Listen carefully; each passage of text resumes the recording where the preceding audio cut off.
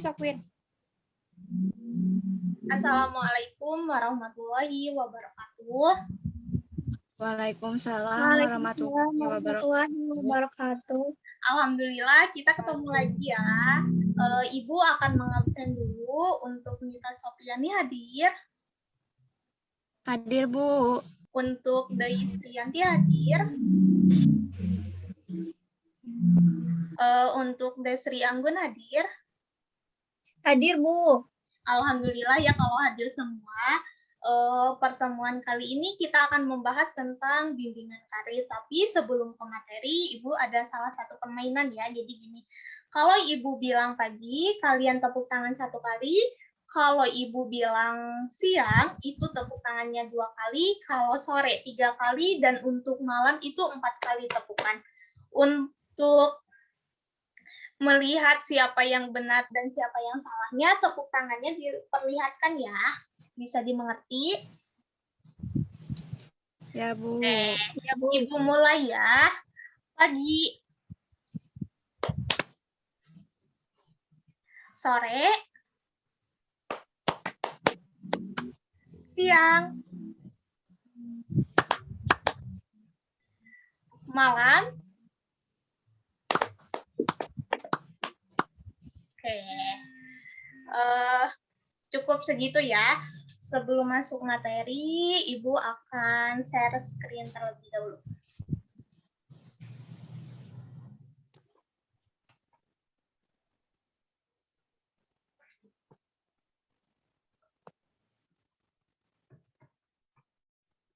Untuk PPT-nya terlihat tidak?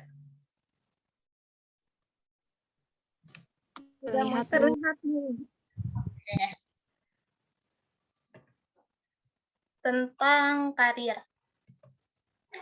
Pengertian karir menurut Surya 1987 dalam Budiman 2004 menyatakan bahwa karir dapat diperoleh melalui pekerjaan, job seperti tukang jahit, hobi seperti bulu tangkis, profesi seperti dokter atau guru, dan dapat diperoleh melalui peran hidup seperti pemimpin masyarakat.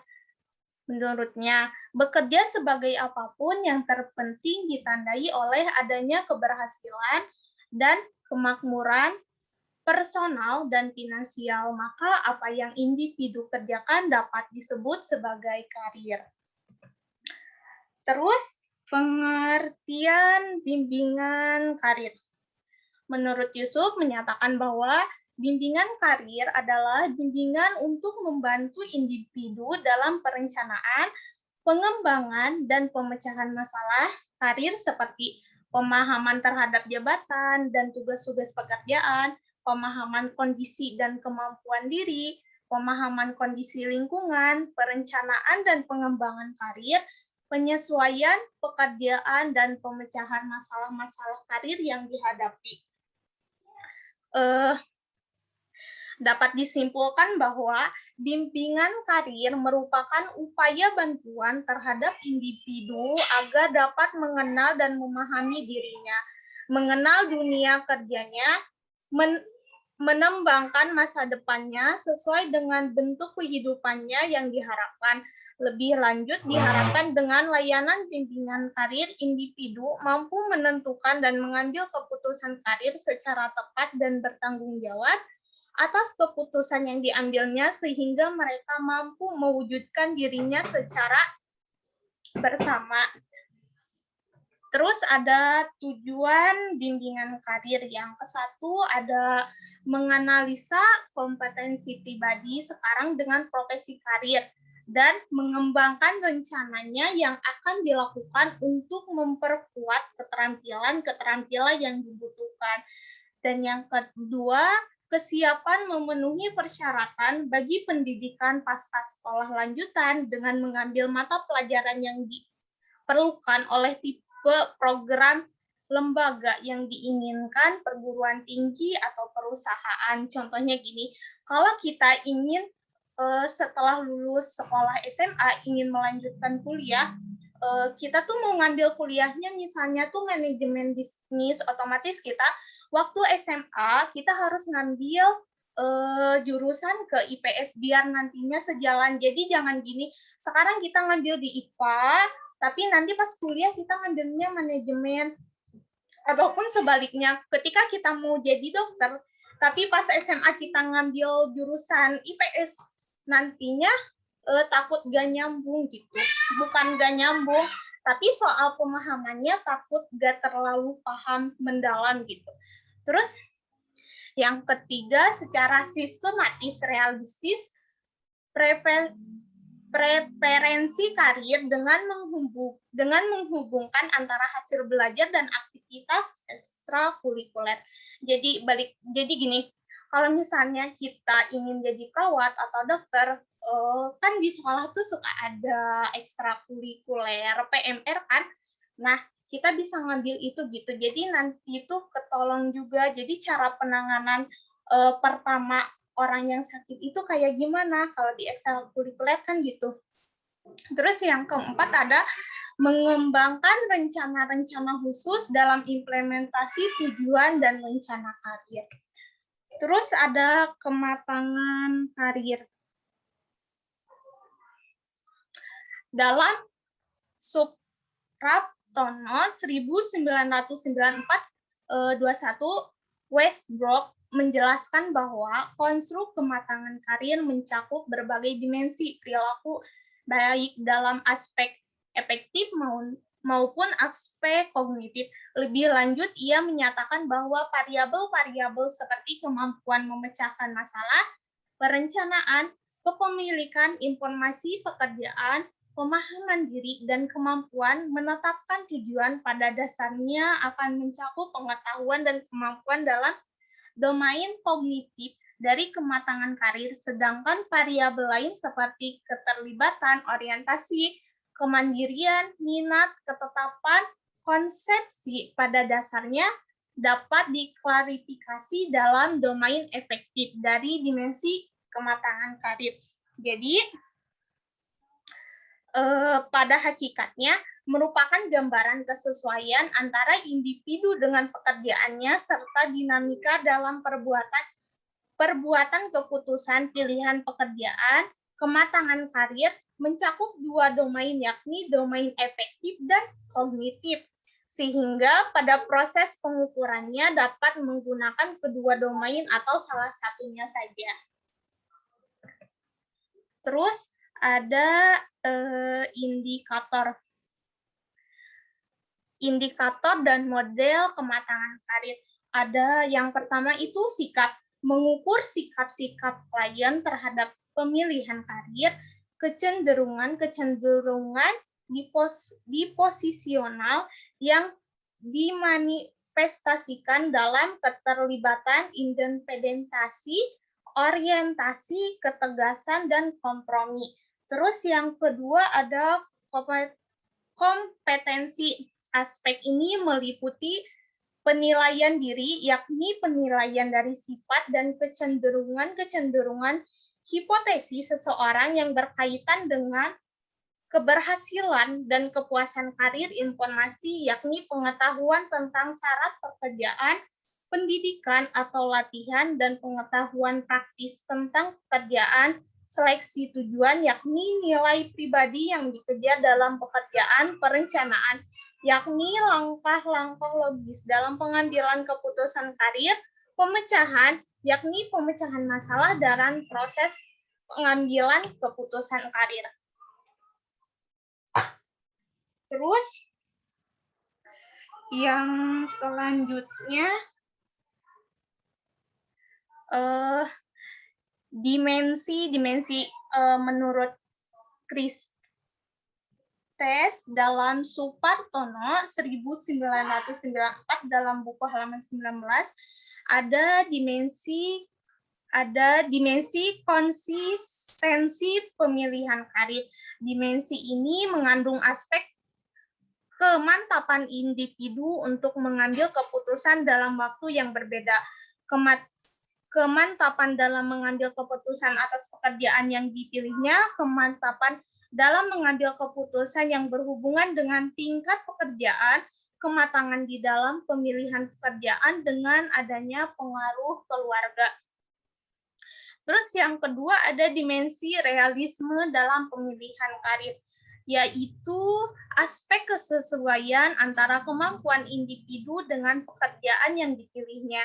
Kemampuan antara keinginan dengan pekerjaan yang dipilihnya mampu mengambil keputusan untuk memilih pekerjaan yang disesuaikan dengan sifat kepribadiannya dan dapat menyesuaikan antara tingkat status sosial dengan pekerjaan yang dipilihnya. Terus yang ketiga ada dimensi kompetensi pemilihan pekerjaan. Dimensi ini adalah aspek-aspek mengenai kemampuan individu dalam memecahkan masalah yang berhubungan dengan pemilihan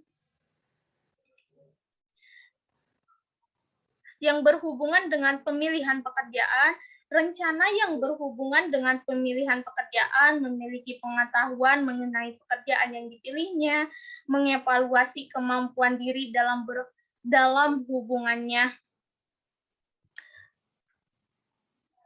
hubungannya dengan pemilihan pekerjaan dan menetapkan tujuan pekerjaan yang hendak dipilihnya. Terus yang keempat ada dimensi sikap dalam pemilihan pekerjaan, yaitu mengandung aspek-aspek tentang keaktifan individu dalam proses pengambilan keputusan, bersikap dan berorientasi positif terhadap pekerjaan dan nilai-nilai kerja yang dipilihnya tidak bergantung pada orang lain dalam memilih pekerjaan berdasarkan faktor-faktor tertentu menurut kepentingannya di dalam memilih pekerjaan dan memilih ketetapan konsepsi dalam pengambilan keputusan. Terus ada faktor kematangan karir. Menurut Super dalam Ilviandra 1997 halaman 56 mengklarifikasikan faktor-faktor yang mempengaruhi kematangan karir dalam beberapa kelompok. Yang ke-1 ada faktor biososial, yaitu informasi yang lebih spesifik, perencanaan, penerimaan tanggung jawab dalam perencanaan karir. Orientasi pilihan karir berhubungan dengan faktor biososial seperti umur dan kecerdasan. Dan yang kedua ada faktor lingkungan, yaitu indeks kematangan karir individu berorientasi positif dengan tingkat pekerjaan orang tua, kurikulum sekolah, sistem stimulus budaya, dan kohesivitas keluarga. Dan yang ketiga ada faktor kepribadian, meliputi konsep diri, fokus kendali, bakat khusus, nilai atau norma, dan tujuan hidup. Dan yang keempat ada faktor vokasional, kematangan karir individu berkorelasi positif dengan aspirasi vokasional, tingkat kesesuaian aspirasi dengan ekspektasi karir. Dan yang kelima ada faktor prestasi individu, meliputi prestasi akademik, kebebasan partisipasi dalam kegiatan kurikulum dan ekstrakurikuler. Mungkin cukup sekian yang bisa Ibu sampaikan. Untuk kesimpulannya ada yang bisa menyampaikan? Saya, Bu. Boleh. Baik, jadi kesimpulannya itu bahwa perencanaan karir adalah pola pengalaman berdasarkan pekerjaan yang merentang sepanjang perjalanan pekerjaan yang dialami oleh setiap individu atau pegawai, dan secara luas dapat dirinci ke dalam objektif yang dapat dan tujuan memvisualisasikan dan memformulasi hasil yang diinginkan. Nah, urutan kegiatan yang diperlukan dan perilaku dalam batas-batas yang dapat diterima dan digunakan dalam penyelesaian. Atau dalam arti yang lebih ringkas, perencanaan karir merupakan proses di mana seseorang menyeleksi tujuan karir dan arus karir untuk mencapai tujuan tersebut. Mungkin itu, Bu. Ya, baik. Terima kasih ya, Desri, untuk menyampaikan kesimpulannya. Untuk pertemuan kali ini mungkin sekian.